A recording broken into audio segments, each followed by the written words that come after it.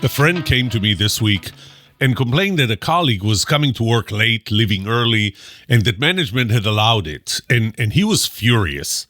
And as I dug deeper into the situation, I realized two things. One was that my friend didn't trust management because they allowed this unfair, unbalanced situation. But two, I also learned that he didn't trust the other employee for accepting this unfairness, which was kind of interesting. You know, the two components of the who you are part of my relative trust model that get the most attention are competence and personality compatibility. We don't trust incompetent people, and we don't trust people who are incompatible with us personally. But I don't talk much about the symmetry or fairness component, which is more situational. So this week, I'd like to talk about symmetry, fairness, and trust right after this.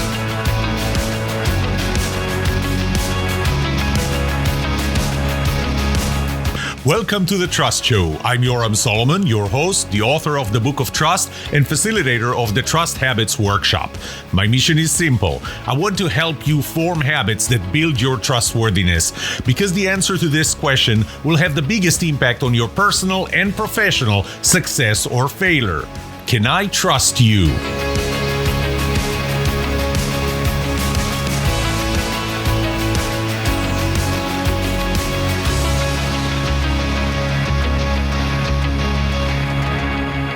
So what do I mean by symmetry and fairness? It really comes to being on the same side. I'll contrast it with the other components. Competence is the objective, the technical, the professional component of who you are. Personality compatibility is a subjective, an emotional, a personal, a relational component. And that's the compatibility of two people, the person who trusts and the person who needs to be trusted. Symmetry and fairness is more of a situational component. It's kind of a given. This is how we are. So, to put it in the simplest possible way, it's the way I look at it is being on the same side. What does it mean to be on the same side? So imagine that there is a wall, okay? And both you and the other person you need to trust or want to trust or want to be trusted by are on the same side of the wall. That's what I mean when I say you're on the same side. You can be pulled to be on the same side by a very compelling vision statement or mission statement of the organization. And when I say statement, I don't just mean something that's somewhere written and, even hung on a wall. It's something that you really believe. You and the other person. There is a very compelling mission that keeps you together, very passionate, on the same side. So that's pull. But you can be pushed to be on the same side by a common enemy. A common enemy can be, which obviously it's on the other side of that wall. The common enemy can be more technical, more kind of organizational, if you will. It could be a competitor. It could be the market conditions. It could be things within the organization, like tight budget, tight schedule, maybe even a mean boss that, because they're mean to both of you, you both trust each other more. You're pushed to the same side of the wall. But bottom line is you're on the same side of the wall. When are you not on the same side of the wall? Well, if any one of those break, the common enemy only applies to one of you. The mission only appeals to one of you. But you would typically find it when there is an internal competition, which is why I always warn organizations from telling people within a team that one of you is going to get promoted to be the team leader, the next team leader. Because now everything becomes a competition. The team members compete with one another. They start going to the leader or whoever crowns the next leader. They start to go to them and brag on what they did and, start trash talking others. This is when you are not on the same side. So that's kind of the general definition of what I mean by symmetry and fairness. It's a more situational component. Part of symmetry is the level of contribution between you and other members of the team. You know, I read a study done in UC Berkeley by Professor Juliana Schroeder. And what she did was she tried to see how members of the team believed they contributed to the total assignment. She used it on MBA students. And then I thought to myself, wait a minute, I have MBA students. I can experiment on them too. And sure enough, in my classes, the class is divided into teams. And for the most part, those are teams of 4. And for argument's sake, I'll say that they were all 4, even though what I did was I kind of normalized it to the number of members of the team. And I asked every member of the team, I did a survey, and I asked every member of the team to let me know what was their contribution in percentage to 100% of the task that was the project, the final project that was delivered. So if the total is 100%, what was your contribution? Then I added them up. Now, before I go, what would you say was if you had on average 4 members in a team, what would be the contribution of each one of them? 25%, right? And if you add them up, what would you get? You'd get 100% because the entire team submitted 100% of the project, not more nor less. However, they added up to 139% on average.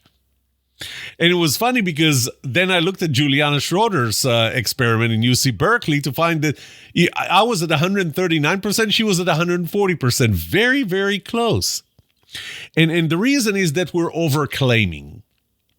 We're overclaiming what our contribution is, which is something important to keep in mind. But the bottom line is, if you're contributing more than the other member of the team, you're going to trust them less. Imagine this. Imagine that you're working, that friend of mine who was telling me that he shows up to work early because there are certain things that need to be done very early in the morning, and then he leaves at the end after everything is done. And his team member was coming in later with management's approval, which is why my friend had problems trusting management, not only the other employee. But just imagine that you and somebody else are working on this project.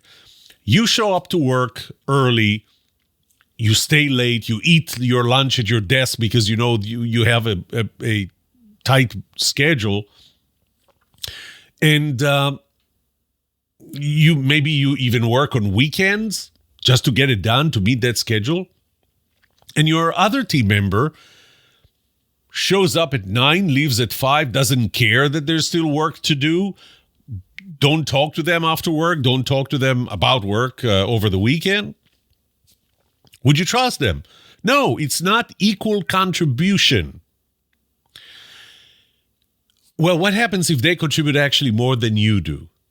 Well, probably you will trust them, maybe even trust them more, but I believe that the impact of their added contribution, if it's more than yours, is much smaller than the impact of their lower contribution than yours.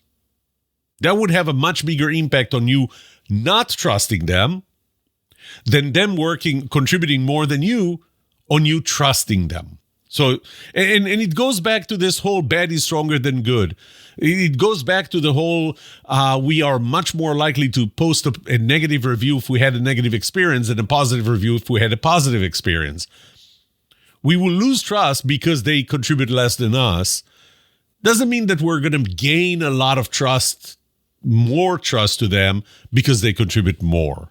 In fact, there could be such a level of contribution that would just make you feel bad about yourself, and maybe as a result, you're not going to trust them.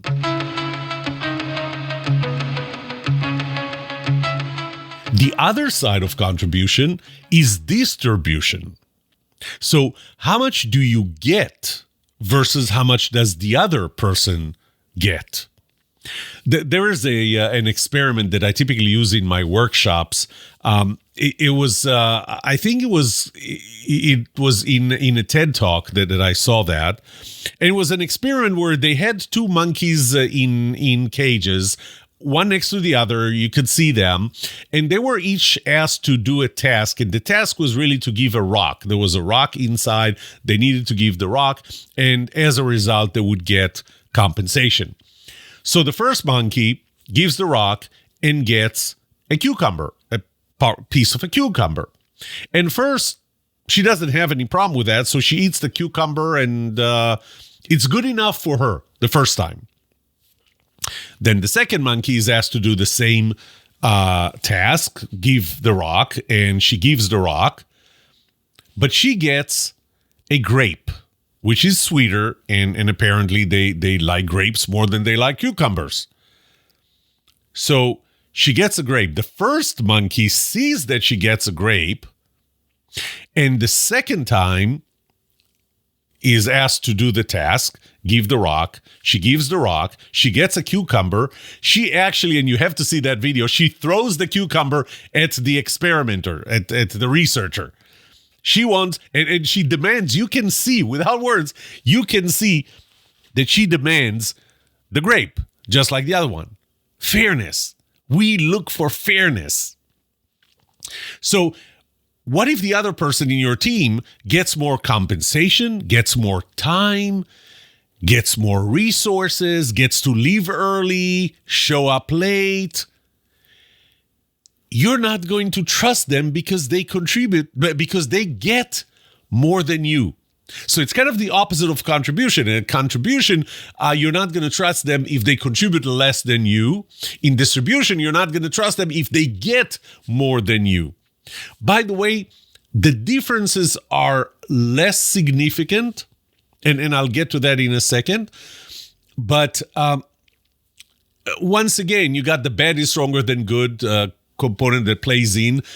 As long as they don't get more than you do, even if they get less than you do, it doesn't count much for you trusting them more, as much as if they get more than you do, because that would cause you to trust them less, and it has a bigger impact. Now, I correlated environments where the trust was high versus the trust was low. Where in environments where the trust was high, the difference in distribution on a scale of 1 to 7 was 0.09. When trust was low, the difference was 0.34. So pretty much 4 times more. So when trust was low, the difference in distribution was 4 times bigger than when the trust was high. Contribution was much bigger. The difference in contribution was 10 times. When trust was high, the difference between contribution, one person, the other, was 0.11 on a scale of 1 to 7.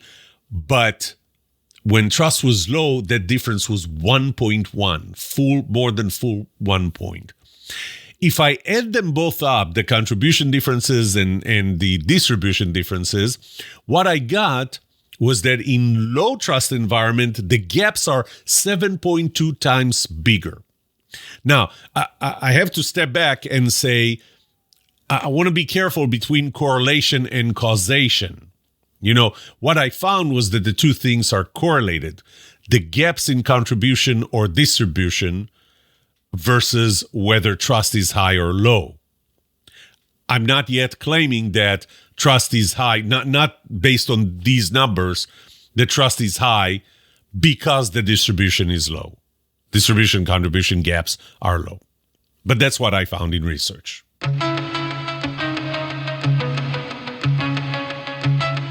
Another question is, who do you not trust? When things are not fair, who do you not trust?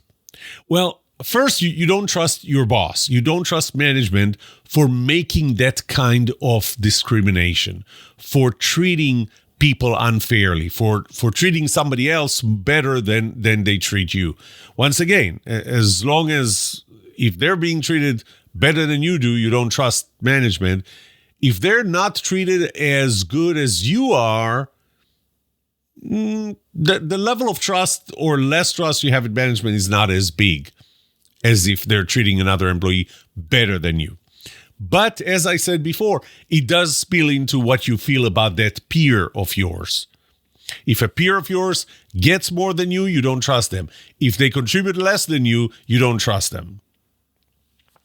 You know, I remember when I served on the school district board that there was a slide that I saw once, and he talked about the difference between equality and equity. Equality is, so I'll tell you what the story or what the example in that character was.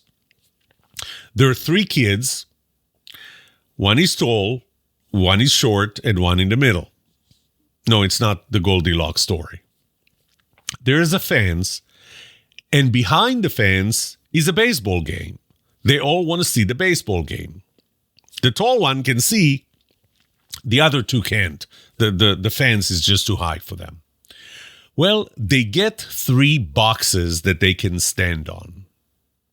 So equality is we're going to distribute those 3 boxes equally. Each one gets 1 box. The tall kid, he could see without standing on a box. He still can see. He's taller, but can still see. The one in the middle, that box made all the difference.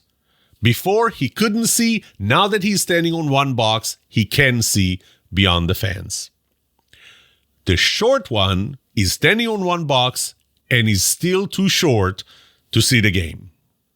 That's equality. Each one gets a box. Everybody's equal. Equity is something else. Equity is when we realize that the tall one doesn't need the box, and the short one needs more than 1 box. Still 3 boxes. The tall one gets nothing. The one in the middle gets 1 and can see the game. The short one gets 2 and can see the game. All 3 can see the game. Which one do you prefer? Distribute equally or distribute based on what they really need? And it's a tricky question because on one hand, you know, sometimes the question is if that need is really an objective need or a subjective need. You know, I need more because I need more and that's it. Versus I need more because I'm shorter and there's nothing I can do about it. So I believe the trust is not going to be negatively affected when resources are distributed inequally, but based on real needs, and as long as it's done above the fold.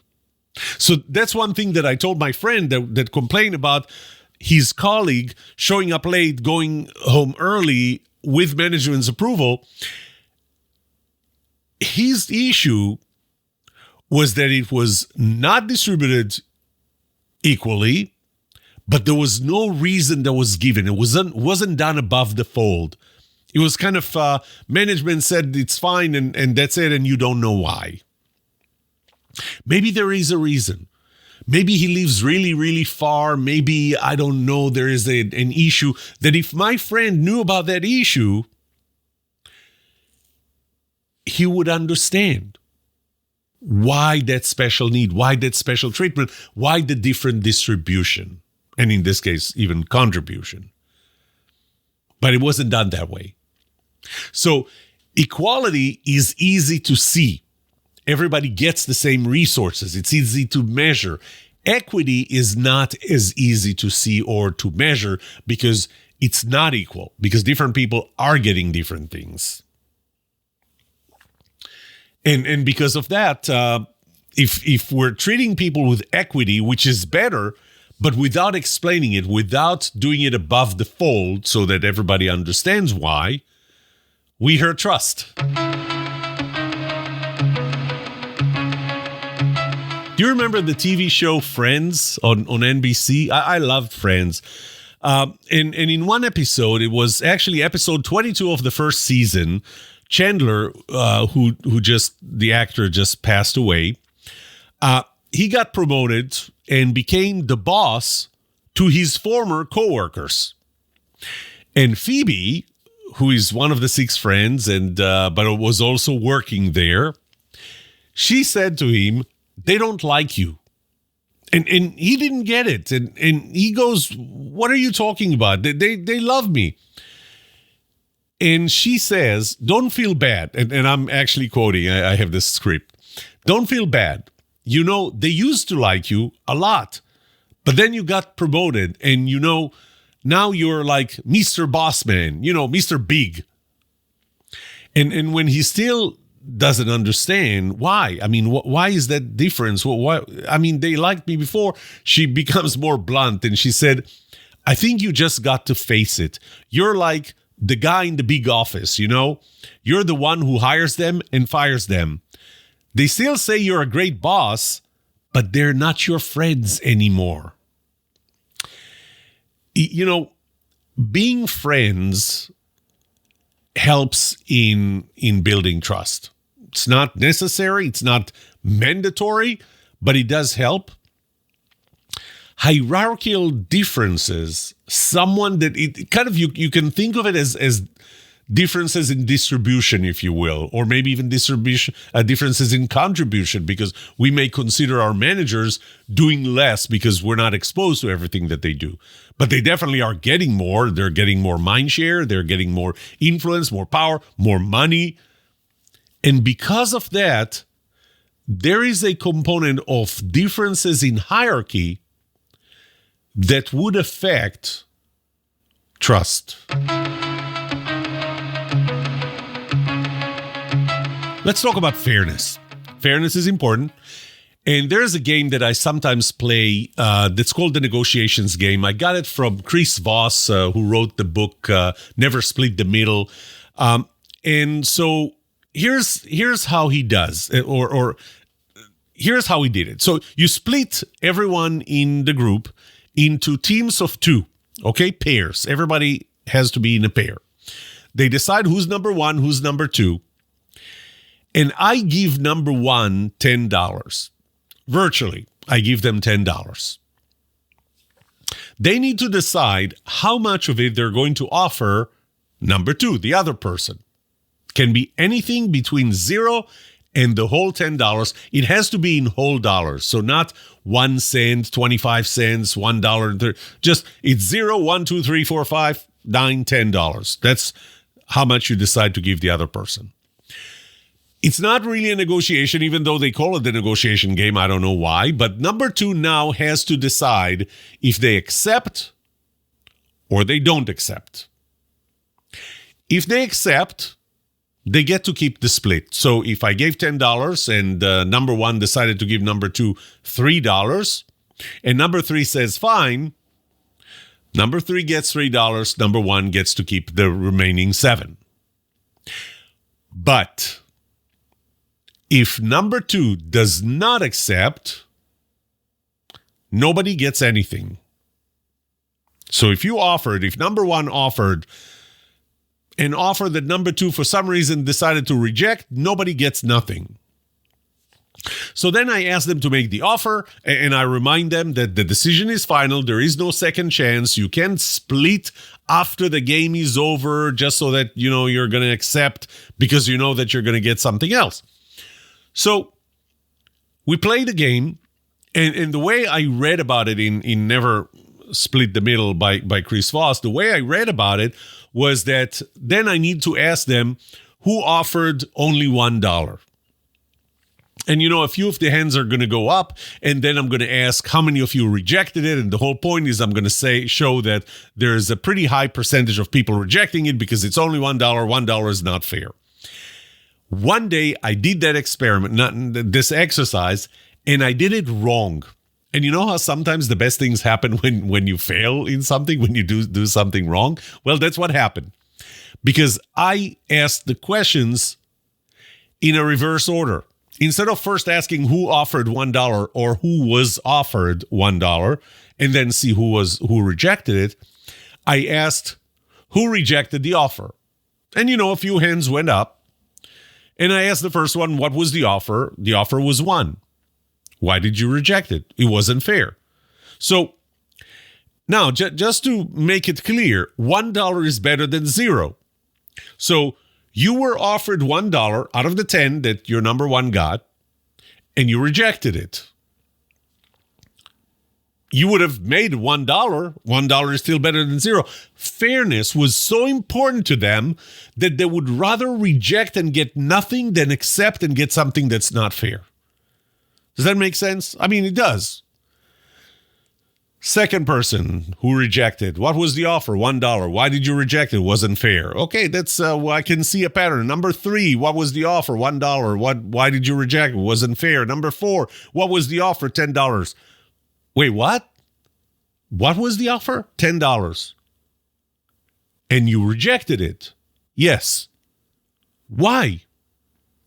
It wasn't fair to them.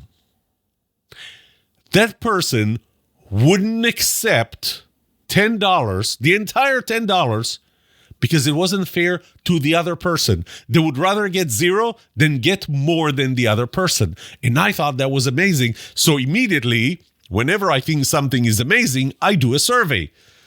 And so I did a pretty large survey, and I asked, I gave that scenario, and I said, the other person has offered you $1, $2, $5, or $10. Would you accept? Would you reject? Here's what I found. 72% accepted the $1, the 2, the 5, the 10. Those are the economic decision makers. $1 is better than nothing. $10 is better than nothing. Everything is better than nothing. 13%, roughly 1 out of 7, would reject anything below 5. They would accept $10. They would accept $5. Below $5, well, the only other 2 options were 2 and 1. They rejected. Why? Because it wasn't fair to them. Then I had 10% who I would call my fairness, fairness czars, those accepted only $5. They wouldn't accept 1, they wouldn't accept 2, they wouldn't accept 10. Give me 5 and 5 only. It has to be split right there in the middle. I don't know, maybe it's OCD, but it's right there in the middle. 10%, 1 in 10 would only accept $5. Perfectly fair. I didn't ask about 4 or 6 to see if those are close enough, but of the options, they only accepted 5. And then there were 5%, approximately 1 in 20, who would accept anything except $10. Offer them 1, they would accept. Offer them 2, they would accept. Offer them 5, they would accept. Offer them 10, they would not accept because it's not fair to you. I learned something. I learned of that split. I wouldn't have learned that if I didn't ask the questions in the wrong order. So, fairness is important for trust. Oh, I need to tell you one more thing, and that is, right before the pandemic, the COVID-19 pandemic started, my last big workshop was for a very large hospital chain, and it was their top nurse leadership. So everybody there were nurses and really leaders of nurses. Had about 180 of them there, and we did this exercise, and I just have to tell you. So when I asked how many of you rejected, there was a very large number of people who rejected. So I was like, I didn't expect nurses to reject offers, to be that strict. And I started asking one after the other. What was the offer? $10. Why did you reject it? Wasn't fair to them. What was the offer? $10. Not fair to them. $10. Not fair. One after the other. A large amount. And it made me realize, one, this was probably the largest percentage of ever every time that I did this experiment, that number one offered the entire $10 to number two. Not only that, it was the largest number of people rejecting $10 offers. Those are nurses. Thankfully, those are nurses. I want to touch on one more component of symmetry, which I would call reciprocity. One of my favorite authors, professors, researchers, experts is Robert Cialdini. And he's a professor for psychology in the University of Arizona in Phoenix. Not University of Phoenix, University of Arizona in Phoenix. He wrote many books about persuasion, and he described an experiment. He actually didn't do the experiment. The experiment was done in 1968. The effect of favor and liking on compliance. And what they did was they did something like this. Two volunteers, well, not volunteers, they were paid,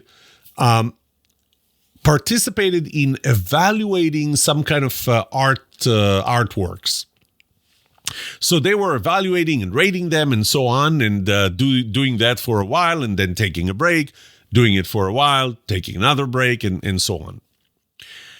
Well, one thing that one of those people didn't know was that actually he was the test subject. The other evaluator was actually a participant, an actor. During that break, that actor did two things. One is took a phone call, and two, went to the vending machine. When he took the phone call, in half the cases, half the experiments, he answered it in a very pleasant way. So even though the other evaluator, really the test subject, couldn't hear what was happening on the other side of this call, and maybe nothing was happening, maybe the phone was really not connected, but he could tell that this other evaluator sitting with him, the actor, was answering in a very pleasant or in a very unpleasant way. Those were two things. Then the other thing was that in some of the cases, the actor, the evaluator, went to the vending machine and came back with 2 cans of Coke, offered one of them for free to the other evaluator, to the test subject. So we have two parameters here: how they answered the phone, pleasant, unpleasant, and whether they offered this can of Coke, offered or didn't offer. At the end, the actor, one of the evaluators, supposedly, told the other evaluator, our test subject, that his son is raising funds for Boy Scouts, and there is a lottery or a raffle of, I think it was a Corvette or something. And if this other evaluator, the test subject, is willing to buy raffle tickets from him for his son. And what they wanted to see was how big of an impact did those two factors have, the way they answered the call and whether they offered the can of Coke, on how many tickets would the test subject buy. Well, they did find that if he answered in an unpleasant way, there was a reduction in that number of tickets. However, it was nothing compared to the increase in the number of tickets that the test subject was willing to buy if offered a can of Coke. So when the test subject when the actor answered the phone in a pleasant way, if our starting point was 1 when no can of Coke was offered, when a can of Coke was offered, it went up to 1.91, so almost twice. If the actor answered the phone call in an unpleasant way, it went from 0.80 up to 1.60. Heck, even when the actor answered in an in a pleasant way, but didn't offer the can of Coke, versus answered in an unpleasant way and offered a can of Coke, it was still 60% higher just because he offered the can of Coke, even though we took some points down for answering in an unpleasant way compared to pleasant. Bottom line, reciprocity is important for trust. When you're having a relationship where you contribute to the other person, now we're not talking about contribution to the organization, the symmetry of contribution to the organization. We're talking about contribution to the other person. And the other person does not reciprocate, you trust them less. Reciprocity is one of those subcomponents of symmetry and fairness that really affects trust. This is it. This is what I have for you. I'll tell you now. I didn't say it at the beginning. You may have heard it in my voice that I'm a little sick. I got a cold a couple of days ago, and it's still with me. Yesterday, I spent the entire afternoon in the emergency room with my daughter, who dislocated one of her bones doing circus, trapeze in circus, which is a long story by itself. But I was certain that I'm not going to be recording an episode today. I typically record it Sunday morning, and I was pretty certain that I was not going to record it. And you know what? When we talk about the importance of habits, I've been recording this podcast, for nearly 3 years. In 3 months, we're going to be at 3 years. But every time that I see that, as soon as a new episode comes out, even though it comes out at 6 a.m., immediately there are people who are just waiting for it and they listen to it. And I see how listening to this episode continues. I couldn't not record an episode. I couldn't just let you down. There are 12 episodes in a season. There are 13 weeks in a season. So we take 1 week off, and I have not yet missed a single episode, and I don't intend to. So I did record it. I apologize if my voice was not great. But this is it for today. May trust be with you. This was The Trust Show.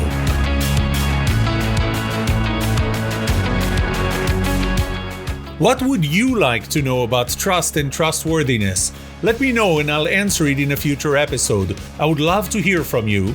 Email me at yoram@thetrustshow.com. If you like this episode, subscribe to the show so you will automatically get notified when I release a new episode. Rate it.